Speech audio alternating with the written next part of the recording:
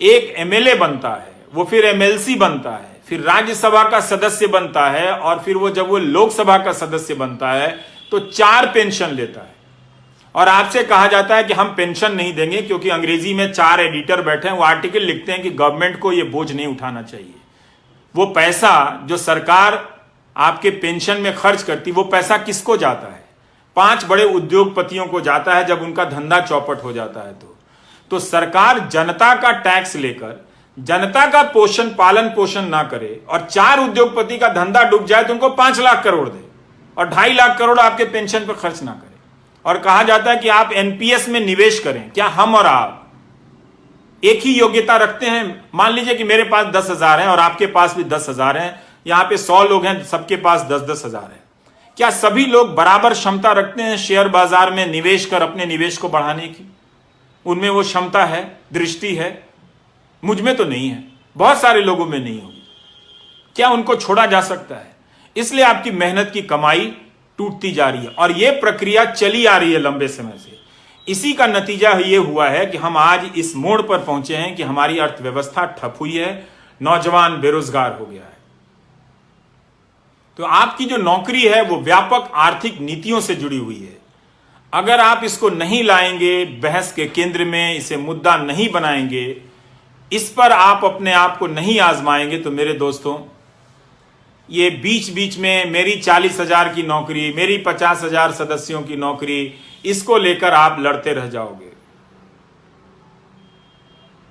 कोई फायदा नहीं होगा। 17 सितंबर को आपने इतना बड़ा आंदोलन किया, कोई फायदा नहीं हुआ। आप मेरी बात को सुनो, मेरे बारे में जो अफवाहें फैला रहे हैं वो फैलाते रहें।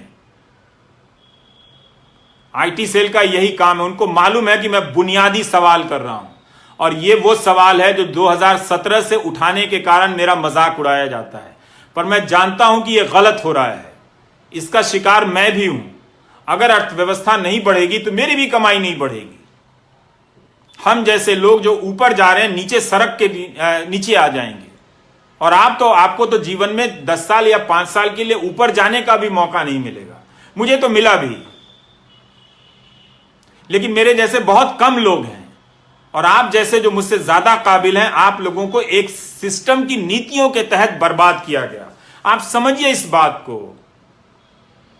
आपको जिसका भी समर्थक रहना है बनिए, लेकिन रोजगार के सवाल पर जुनून पैदा कीजिए, धर्म के सवाल पर नहीं, जाति के सवाल पर नहीं, वरना आप बेरोजगारी के दौर से गुजरते हुए बुढ़ापे में जाएंगे और तब आपके लिए वो 1,000 रुपए सामाजिक सुरक्षा के लिए होंगे, जिसे प्रधानमंत्री ऐसे बताते हैं जैसे 1 करोड़ रुपए उनकी झोली में डाल दिया हो।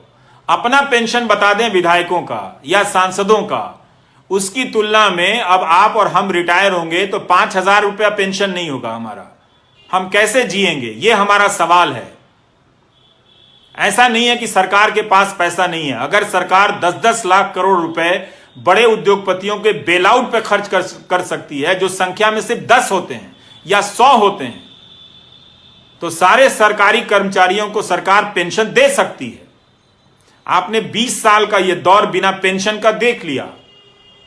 कई लोगों ने जो ग्रामीण डाक सेवा में काम करते हैं, उनके किसी एक बच्चा बाहर के देश में नौकरी करता था, उसने लिखा कि यह समस्या बहुत बड़ी है, हमारे पिताजी और उनके दोस्तों का की पेंशन नहीं आ रही है, आप उठाइए। ये 2018 की बात होगी या 19 की बात होगी।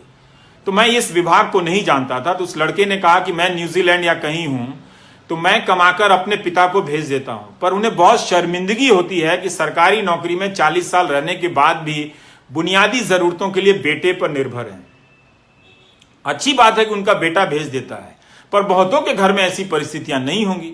उन्होंने बताया कि उनके पिता के कई दोस्त गरीबी में मर गए, इलाज की कमी के कारण मर गए। ये कब तक आप गोदी मीडिया का न्यूज चैनल और आईटी सेल देख देख कर ये तमाशा करेंगे? कब तक होने देंगे? इससे आपको क्या मिला? यह आपको समझने की जरूरत है। इसीलिए मुझे लगा कि मुझे नौकरी पर चर्चा करनी चाहिए। मैं क्यों पढ़ रहा हूं एक अर्थशास्त्र? ये मेरे काम का हिस्सा नहीं है। आज भी दो नेताओं ने कुछ बेहुदगी